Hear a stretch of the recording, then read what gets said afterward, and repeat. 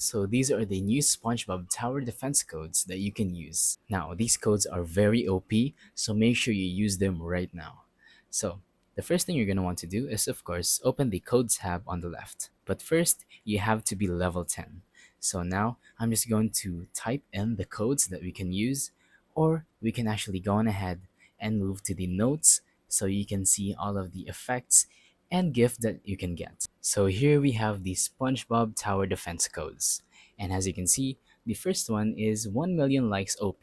And here you get a whopping 10,000 gems, 25 magic conches, and 15 rare chests. This is great for beginners or even pros because these are already a lot. Next we have Merchant Cash, which gives us 10,000 coins. Most OP unit gives us 25 trait rerolls and 5 golden trait reroll. Final Bubble Push, trait rerolls again. Weekend Grind, another trait reroll. UPD 10 Yay gives you 10 epic plus treasure chests. And treasure chests 10 gives you, well, treasure chests and trait rerolls. Bubbles Dolphin gives you gems and rerolls. Secret Chest Soon gives gems and trait rerolls.